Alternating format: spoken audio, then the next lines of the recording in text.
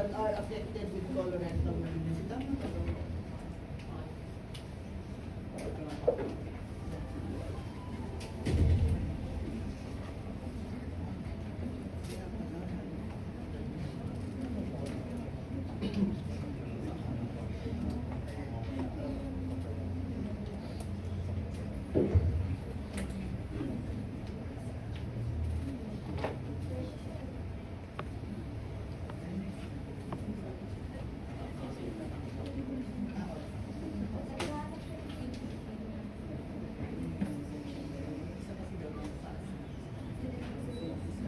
So do you have your attendance now?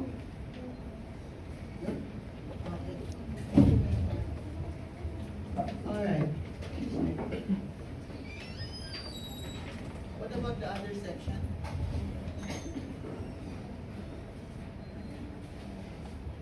Where's your attendance? The other section.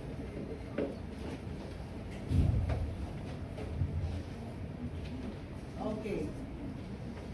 So these are the three known personalities. I do not know if you know them, but I'm sure you know this woman, ex-President Gloria Aquino. Okay, she died from colon cancer. The two other personalities, this is the former U.S. President, Ronald Reagan. Well, he did not die from colon cancer, but he did have colon cancer, and he was operated on and lived more because he died at the age of 93 due to, I think, sepsis, pneumonia. He has Alzheimer's, but he was cancer-free. So he was operated early. So he was managed early, so, but he had colon cancer. The third person is John Paul II. I researched on his data, but parang what happened to him was he had a very large polyp and it was removed. So I think that did not develop into full-blown malignancy. Okay. But you know Black Panther, right? Anybody knows Black Panther here? O hindi kayo fan ng ano? Ng Marvel? Anyone watch Spider-Man, the latest? I think it's showing already. I saw it in advanced screening. Oh, so Black Panther, di mo kilala. He died from colon cancer. Okay. So colorectal cancer is said to be the second to lung malignancy in the U.S. No? As the cause of cancer death in the United States. And however, the incidence of colonic cancer in the U.S. remarkably decreased. Actually, even worldwide, even in the Philippines, it decreased in its incidence because of the enhanced screening procedure, which is your colonoscopy. Okay, so let's talk about in the Philippines. Philippine data. In the Philippines, colon cancer is the third most common cancer. So the first one in the Philippines is breast. Okay, so female, second is cervical. But in all, in the Philippine census, breast is the first, second lung, and then third, colorectal cancer. So colorectal cancer is the fourth leading cause of cancer-related deaths. So number one sa Pilipinas, lung cancer, and then liver, and then breast cancer, pang-apat. Cause of death of cancer is your colorectal. Now let's talk about globally. Globally, yeah.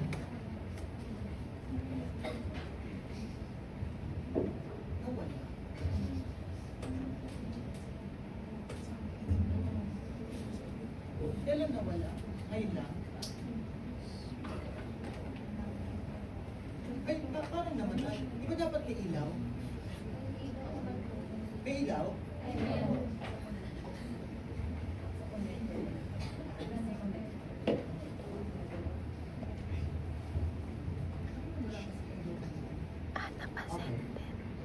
So, globally, colorectal is the second leading cause of death.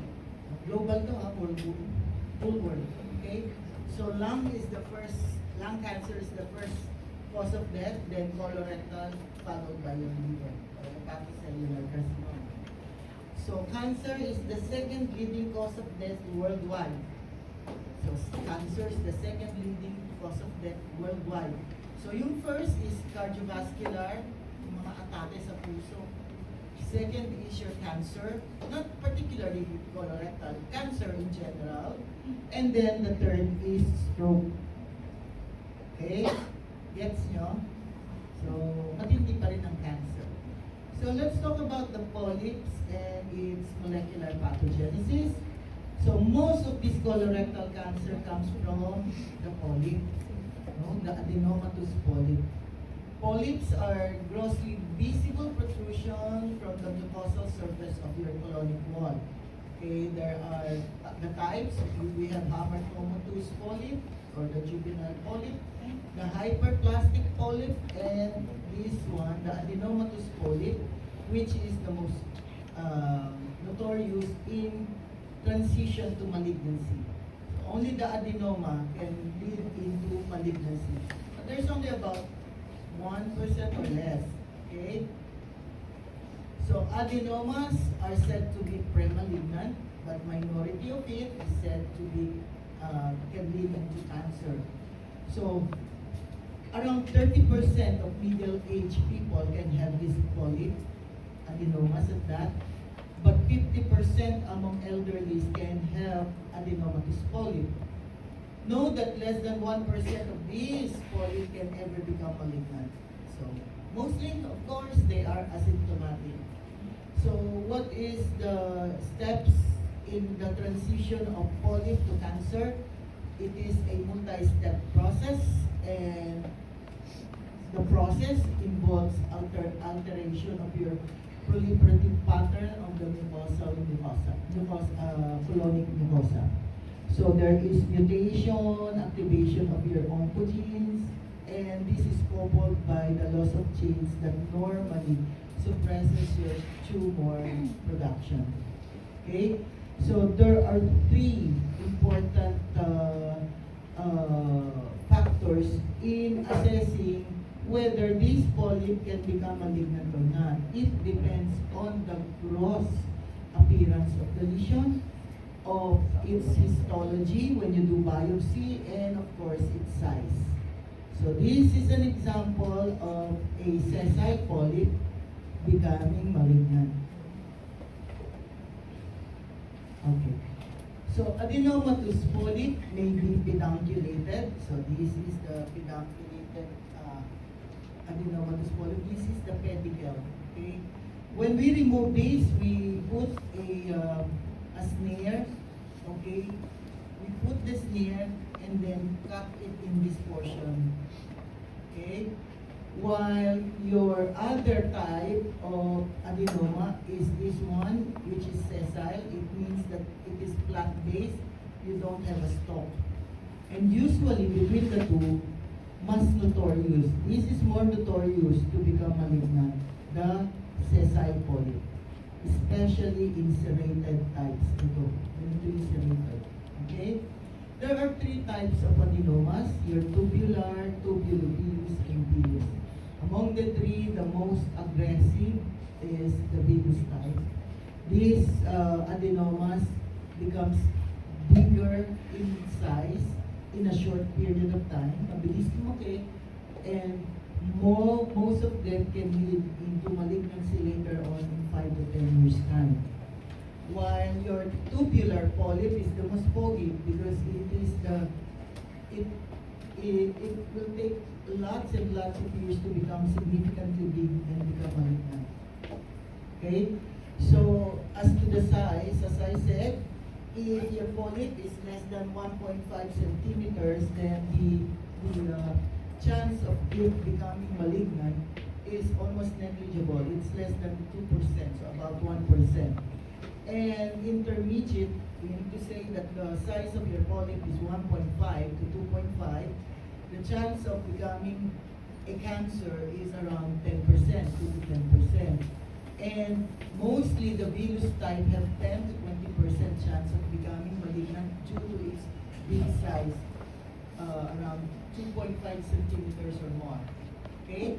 So the sequence of becoming adenoma to a carcinoma will take around 5 years to become significantly big, the polyp, and then it will take a decade for it to become fulminant cancer.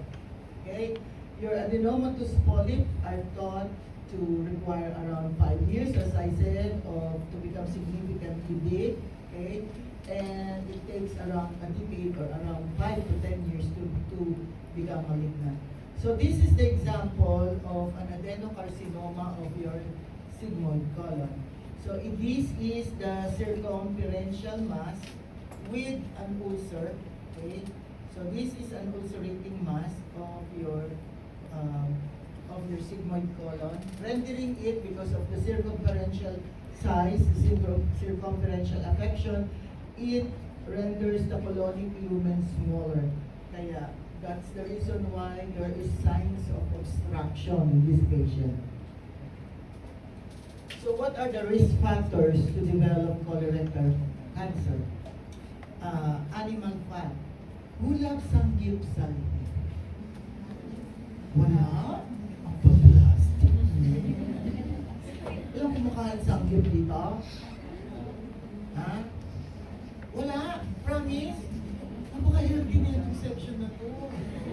Grabe. Ang swerte na mga magulang mo. Walang gastos. Hindi kayo nagsasamgyup. Yakiniko. Natin. Hatpan. Natin.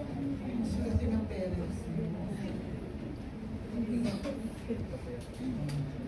Ilan ang mga sinungaling dito sa asahan? At least, may umamin. Lahat kayo hindi sinungaling. Yan talaga. Okay. So, one of the risk factors to develop cancer of the colon is animal fat. So, make sure do not eat so much of the barbecues. Sino kumakain ng inasal dito? Ang inasal, talaga plastic talaga naman kayo. Sino ang hindi plastic dito? Yung kumakain ng ng mga inasal ganyan. Barbecues. Lahat talaga mga plastic talaga section. Tatandaan ko kayo. So the risk factors are your dietary fats, your fatty food, red meat at that, and those with preservatives like your longanisa, tocino, tapa. These are the risks. And of course, your hereditary carcinomas. Okay, so one is your familial polyposis coli, and the non-polyposis is what we call Lynch syndrome. IBD is also a risk for colorectal cancer, and your streptococcal bacteremia, in which the etiology and pathogenesis is still unknown and cannot be explained up to this time. And of course, the tobacco use. Sino nagto-tobacco dito? Siyempre, wala, bata kayo. But I do not know if tobacco is still being used now. Who are from the north here? Mga taga-northern. Kasi sila yung may mga plantation ng tobacco, right? Walang taga-norte din dito. Grabe naman kayo. Meron pa rin tobacco doon sa lugar. Wala na. Wala na, no? Saan meron? Sa Ilocos Sur. So may mga nagtotobacco. Matatanda. Right. So the tobacco use is said to be, if you are really smoking for over 30-35 years, then that is a risk to develop colon cancer. Okay? So, as I mentioned a while ago, your meat, red meat, no? And fats are not only notorious in elevating your cholesterol, but it is a risk to develop colorectal cancer in the future. So your red meats and your processed meat is said to be increasing in proportion, and it induces your anaerobes in your gut to increase, no? Making the bile acids converted into carcinogens. That is just a hypothesis, and mukhang in the years to come, it will be proven by studies, but not yet now. So what are the risks if you increase in your age? It used to be 50 years old and above, now 45 and above. If you have a family history of colorectal cancer, if you have a first degree relative died or a victim of colorectal cancer at 60 years old and below, if two or more of your relatives, whether first degree or second degree, diagnosed to have colorectal cancer at any age, young or old. No? If you have a personal history of adenomas and serrated adenomas at that, okay, or colorectal cancer, if you have patients with hereditary colorectal syndromes and patients with IBDs, okay. Let's talk about the social and the lifestyle habits. Those who are heavy smokers, especially if you're using tobacco. But yung cigarettes are also a risk if you are a heavy smoker, okay? Excessive alcohol intake and physical inactivity. In other words, you're living in a sedentary life, like you, diba? Medical students, because most of the time you are studying, so you're just sitting and dapat nag-exercise. Sila nagpipickleball dito. Mukhang wala rin, no? Exercise mo kayo. Okay?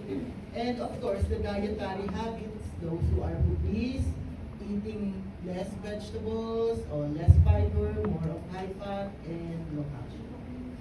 25% of patients with colorectal cancer are said to be positive with family history. And the inherited, no, mga genetic predisposition to colon cancer are divided into two. Those having familial polyposis polyp, okay, although this is rare, but I've seen one, and non-polyposis syndrome, which is the Lynch syndrome. Okay, so this is the familial polyposis coli, and I happen to see one of my patients having this. Okay, so although this is rare, I've seen one, and it's so sad because when I saw her, her kuya was my first patient. He was 24 years old when I diagnosed him with colon cancer. He was 24 at the time, so he was operated on, so cancer-free na siya, but I referred him to an oncologist for further management, so after surgery. But it so happened that this patient had the opportunity to work abroad, so he went to Dubai. And he worked there in Dubai, and after 3 years, so he was 27 years old when he came back for vacation sa Philippines. I think he was about to get married na at the time. So he went to see me in the clinic just to say hi and have a check-up. Because we haven't seen each other for 3 years, okay? And so I did an executive check-up on that patient. This time he was 27 years old. When I did the chest x-ray, I saw multiple masses on the chest x-ray, which means he had metastasis to the lungs. But at that time, the patient was asymptomatic. Asymptomatic siya. So he was admitted, and I referred him to a pulmonary specialist and a medical oncologist. So the mother of this patient one day came to my clinic with the sister because they were two siblings. My patient was the kuya, and the younger sister was at that time 23 years old. So the mother is asking me to do colonoscopy on the youngest, the sister. So I did a good history. I took history and do my the physical examination.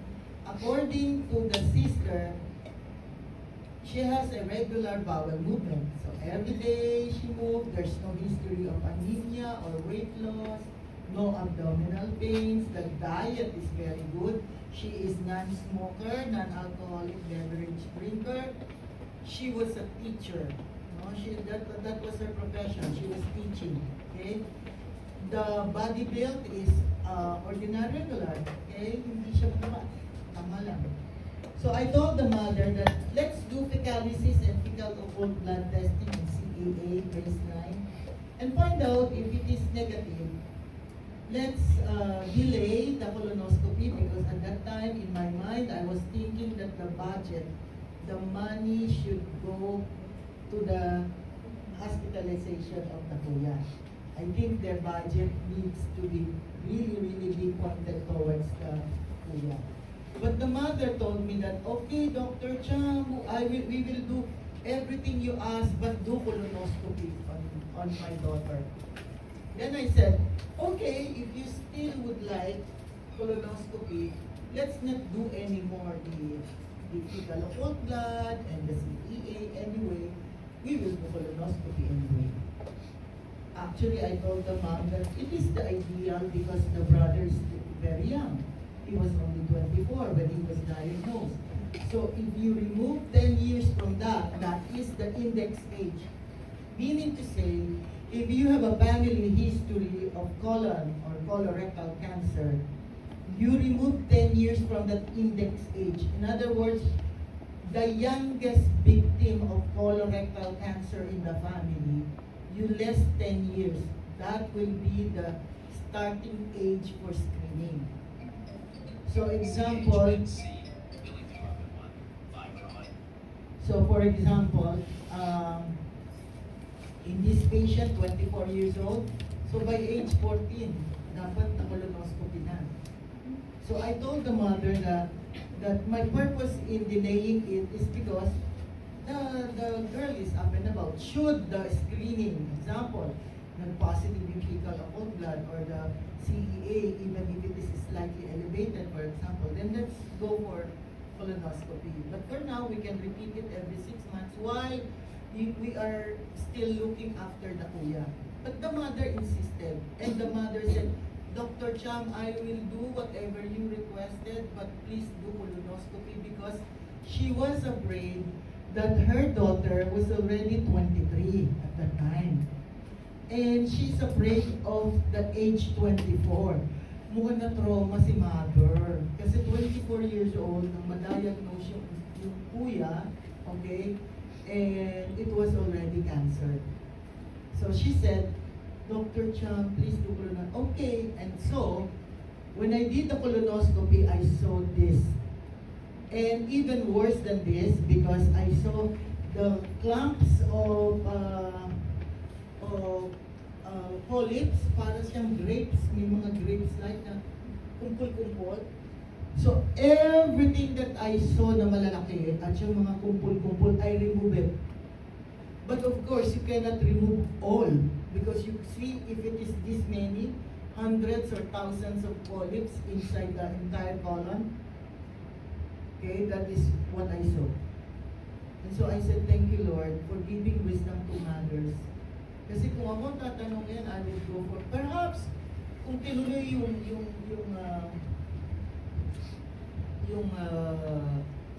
CEA and fecal occult blood test, perhaps we will get a positive. Kasi sometimes if those big ones, if a very hard hoops pass through, it can irritate and can cause slight bleeding, and fecal occult blood test can be positive to that. But nonetheless, to make the long story short, I told the mother and the daughter the plan. The only thing that we can do is do surgery.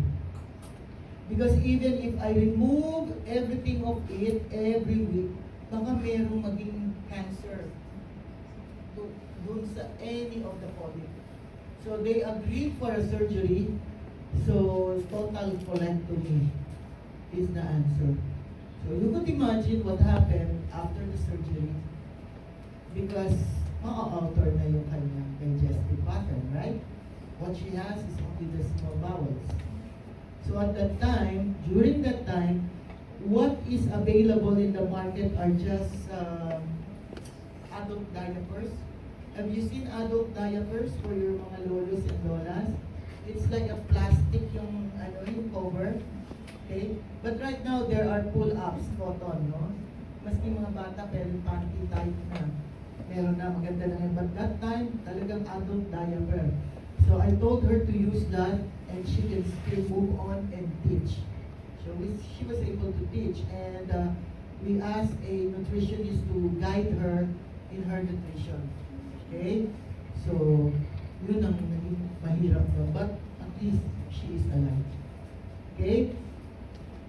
So, Lynch syndrome is usually autosomal dominant, and usually you see at least 2 generations of this having non-polyposis colon cancer. So these are the hereditary conditions. Just read this in your book. Your IBD is said to be also a risk factor for colon cancer. So it is increasing now in incidence as your IBD is becoming long-standing. And you know your IBDs are divided into 2 types, the ulcerative and the Crohn's disease. Okay. So how do you screen? You can do rigid proctosigmoidoscopy. When I was in training, we still use this, but nowadays what we use is colonoscopy. Colonoscopy is the best because you see from the rectum up to the cecum, or can be even up to the terminal ileum. The digital rectal examination can be done, especially if the symptoms is obstruction. Okay, and fecal occult blood testing can also be requested. However, all of these screening techniques are said to be unsatisfactory up to this time because many of these patients, siyempre, they are asymptomatic and they are not amenable to doing it, especially in the Philippines. Okay. So, an average individuals are people who are age 45 years old. It used to be 50 years old and above are said to should undergo already screening procedure like colonoscopy. Baseline screening colonoscopy. But nowadays, it is already 45 years old. If you have a strong family history, then your screening procedure should start at 40. Now, I mentioned a while ago, if you have history in the family like the patient of mine who had cancer at the age of 24, then -10. That is the age that should all the first degree relatives should undergo colonoscopy. I had patients 30 years old,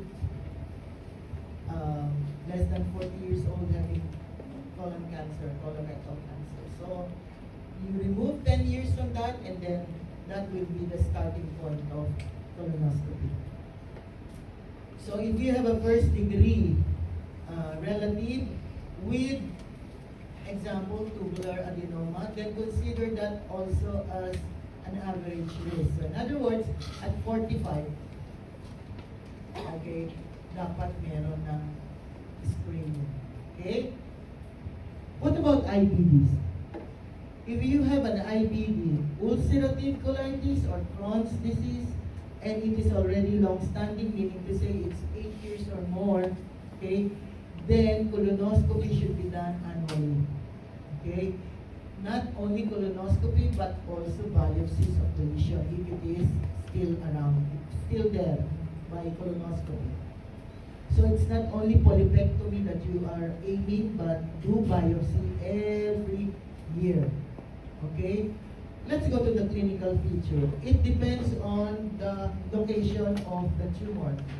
If it is on the right side, meaning to say the cecum and the ascending colon is affected, then the obstructive symptoms or the alteration of your bowel movement habits is not that evident.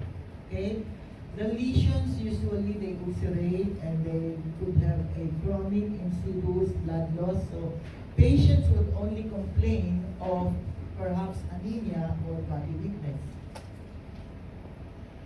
But if your problem, if your tumor is located at the left side, meaning to say descending colon, sigmoid, and rectum, then the prominent symptoms is patients will be complaining of abdominal cramps, abdominal pains, sometimes symptoms of obstruction like change in the caliber of the stools, okay, and at times with blood, fresh blood, okay, and if you do barium enema, what you see is the apple core or napkin ring appearance, this one.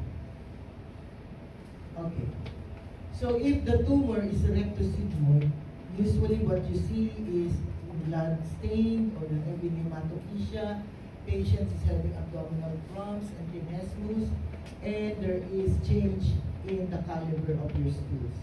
So anemia is not treatment findings. Usually what you see anemia on the right side. Okay, how do you stage tumors? You can use CT scan, okay, CT scan with contrast, endoscopic ultrasound, and of course, chest x-ray. This is what I saw in my patient, typical like that, when I saw him at age 27. Okay, when you stage, you use this staging technique. Okay, your stage 1, it only affects your superficial layer. Okay, the mucosa and submucosa. When it reaches your muscularis mucosa, then it becomes stage 2. The lymph node is absent, and when you find a lymph node, if there's a positive lymph node, then automatic stage becomes stage 3. And metastasis, distant metastasis is the stage 4. So prognosis depends on how many lymph nodes are being affected. The more lymph nodes, the worse the prognosis is. Other predictors after surgery is if the tumor is said to be penetrating the bowel wall. In other words, your pericolic paths are already affected, and the histology of the tumor is poorly differentiated. So, poorly differentiated adenocarcinoma, if the patient has perforation or tumor adherence to the adjacent organ, and if there is venous invasion, those are markers of poor prognosis after surgery. So the tumor, the colon cancer, spreads through regional lymph nodes, or it can spread to your liver, because liver is the most frequent site of metastasis, and it spreads in the liver through portal venous circulation.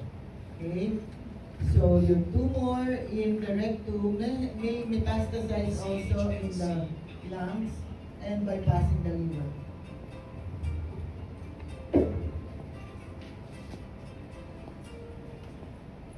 Hello? So sorry, I can call you back. I want to do the local lecture.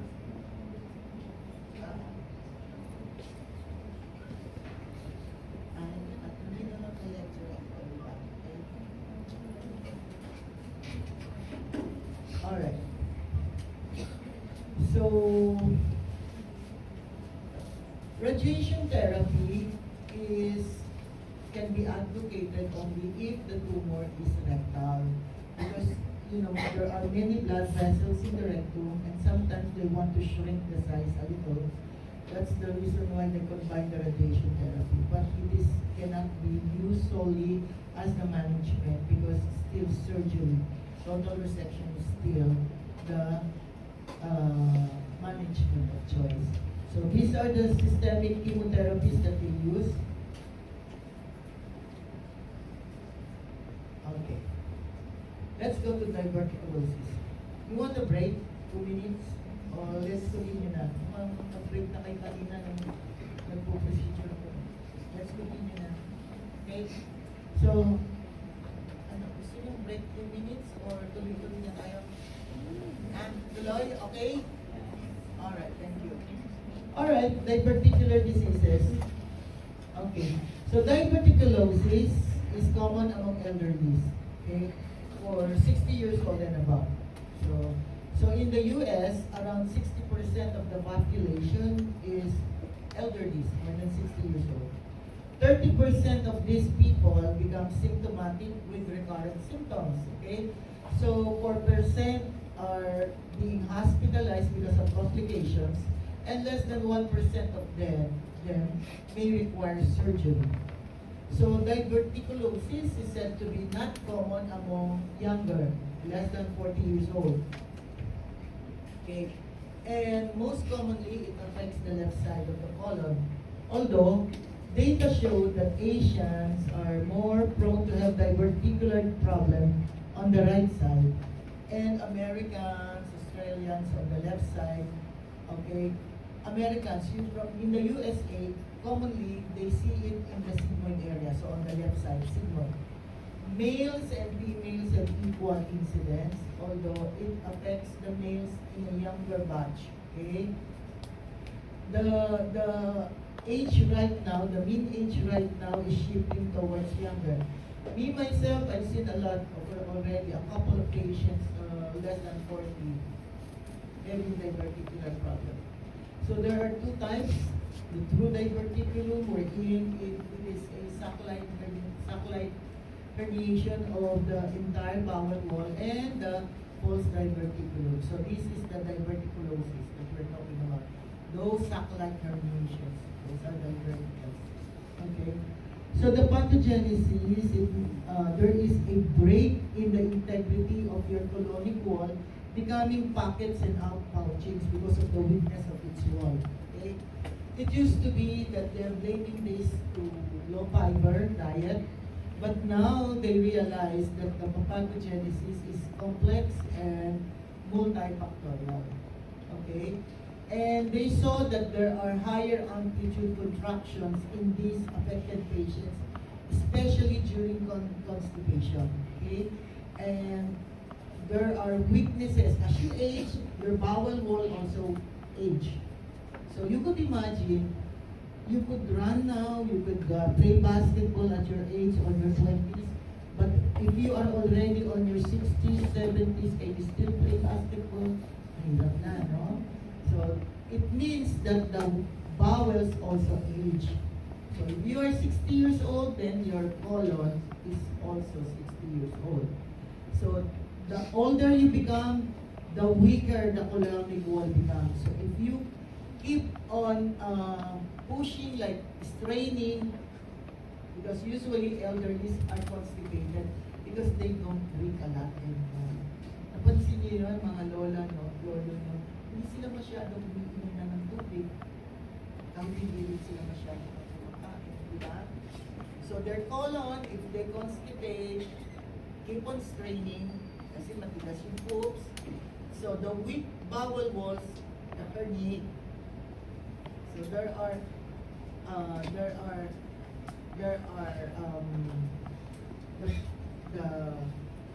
the bowel walls, no? There are breaks in yung basa recta, kaya lumulubog, nagiging dimple-like on your knee because of the wall becomes weak.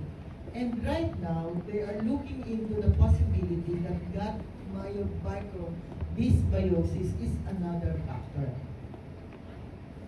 Okay. So, the most common complication of your diverticular problem or diverticulosis is bleeding. This is the most common. So, patients who are elderly, okay, senior citizens, 60 years old and above, the most common cause of lower GI bleeding is bleeding diverticulosis. Okay? And this bleeding, these patients, senior citizens at that, the risk of bleeding becomes higher if they have comorbids, like hypertension, having atherosclerosis, those who are taking aspirin and NSAIDs. Okay? If they bleed from diverticular disease, usually this is spontaneously stopped. But the rebleeding, the second bleeding, third bleeding becomes higher. So 25% can rebleed. Okay? Although this is self-limiting, especially if you rest the bowel. So how do you do bowel rest? This means that you don't just feed the patient. You put the patient on fasting or NPO.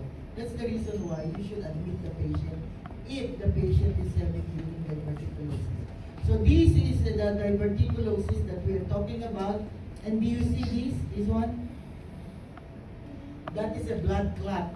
So during colonoscopy, we take a look at all the diverticulus, the diverticulum. We take a look at that. This one is clean, so that is not the cause of bleeding.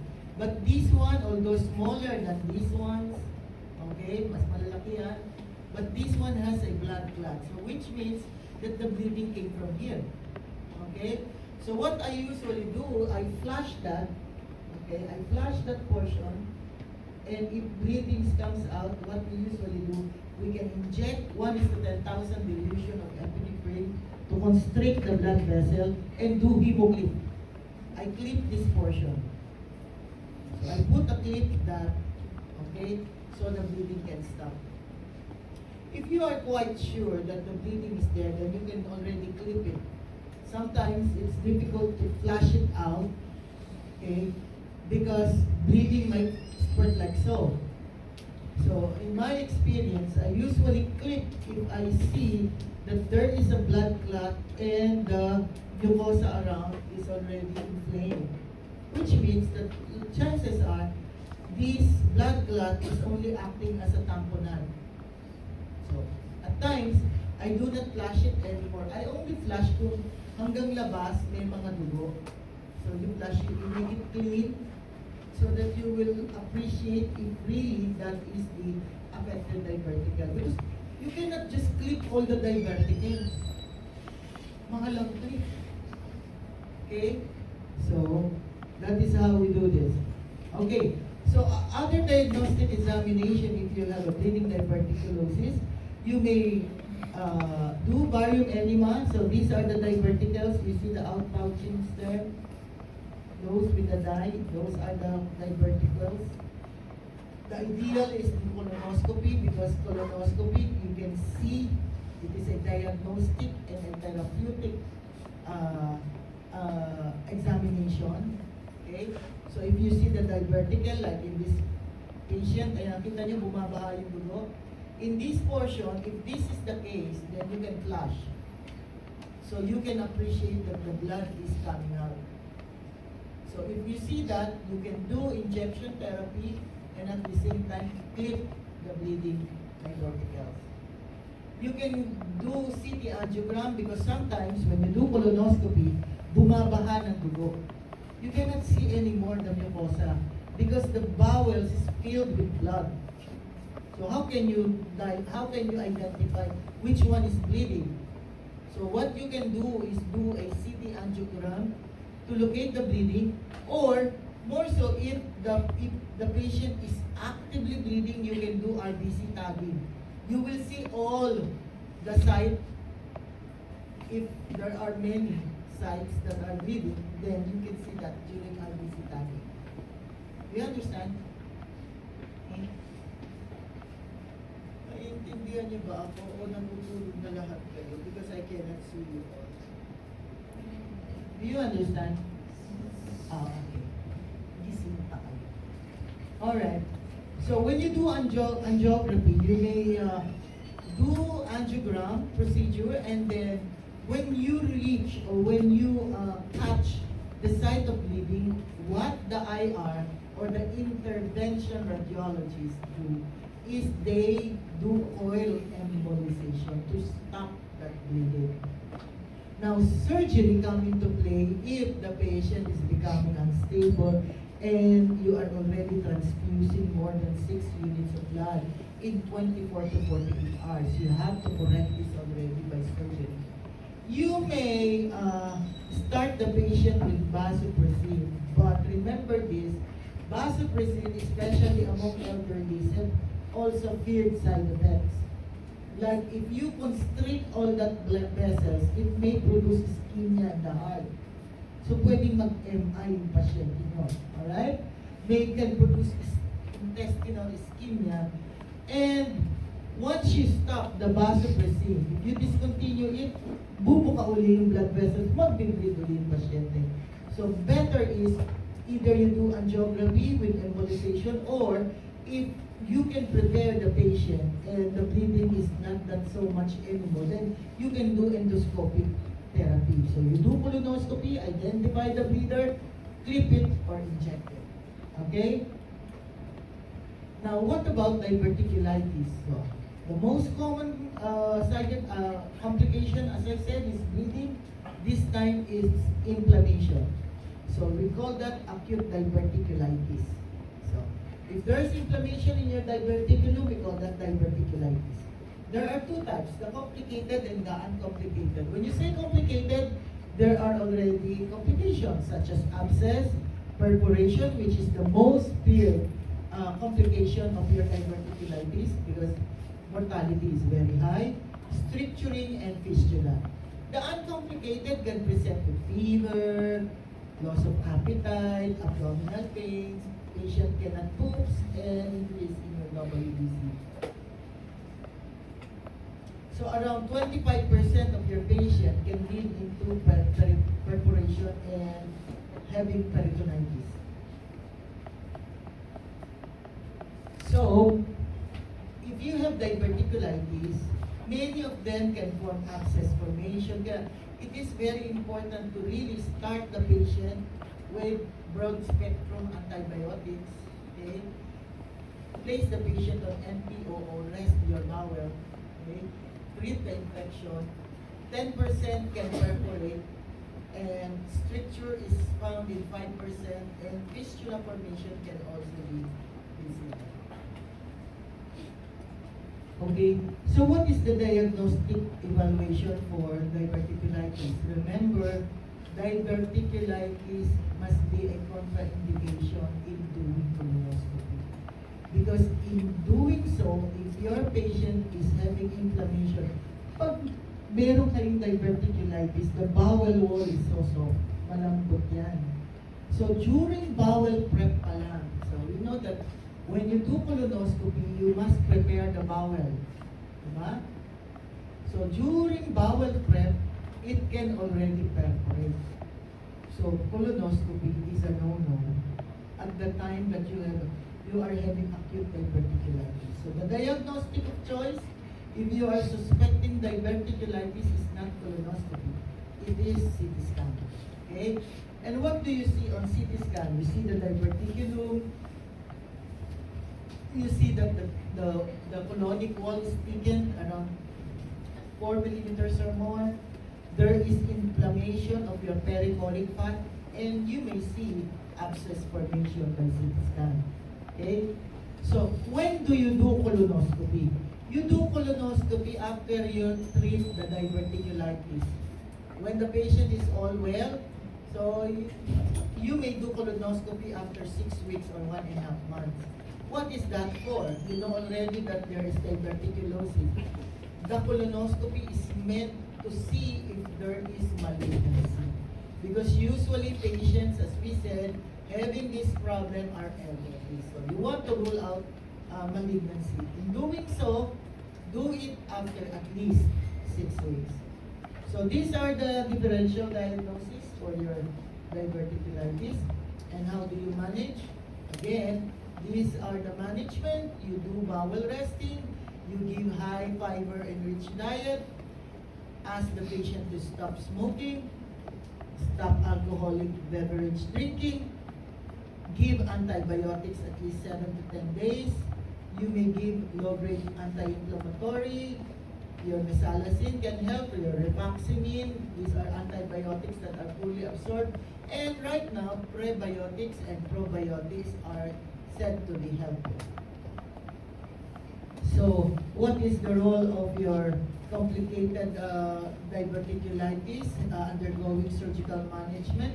The goal of it is to control the sepsis, to eliminate complications such as your fistula formation and obstruction. You want to remove the diseased colonic part or segment, and you want to restore intestinal continuity. Okay, so this is the Hinchnig stages and management. So, if you develop abscess, okay, by CT scan you can see all the abscesses, okay. If there's an abscess more than 3 centimeters, then that is awkward drainage, okay. But if the abscesses are small, 3 cm or less, then antibiotics can take care of it. Okay. So these are the contraindications in doing drainage, especially if you have signs of peritonitis and pneumoperitoneum. So recurrence rate 10%. Let's go to IBD.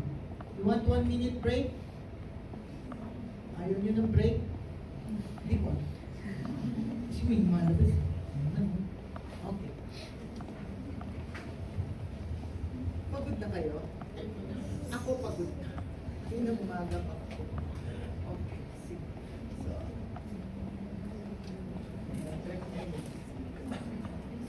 1 minute naman. 1 minute na nga.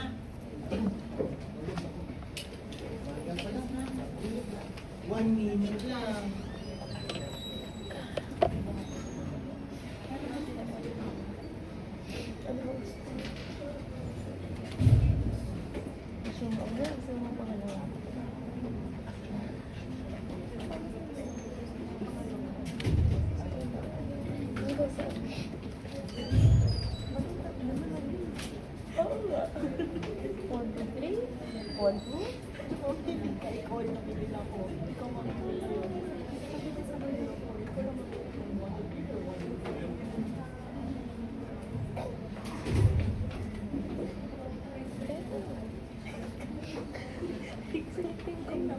Pero yung one, di ba? Chief complaint ko natin.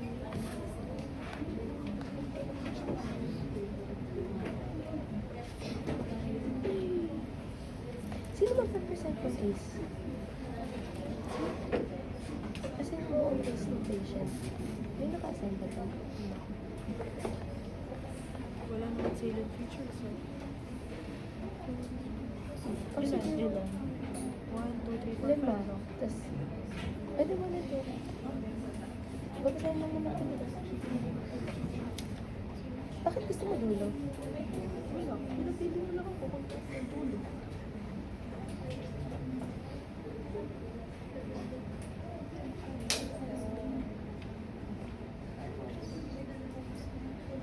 Sa nandito ko baka may ano ka siya. Parang matapos na tayo, mag-aaral tayo. Dito eh. Yung kung ano eh. Pero maghahanap pa ako ng mga sabi.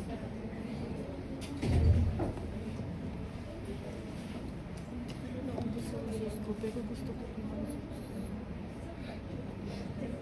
Gusto ko nga ng shake eh. Gusto ko na blend eh. Ito, ayaw ko sa'yo. Saan mo din? May friends. Ito pala sugar ko. Saan mo bili fruits? Ay, parang palengke. Malaki ba yun? Malaki ba yun? Malaki na. This year, magta-term ka pa ba dito next sa election? Magta-term ka pa ba sa election?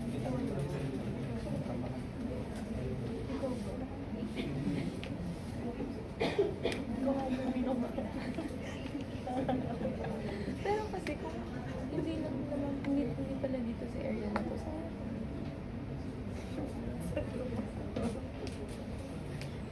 depende kasi kasi kung Pasig lang naman kasi pero okay lang din sa akin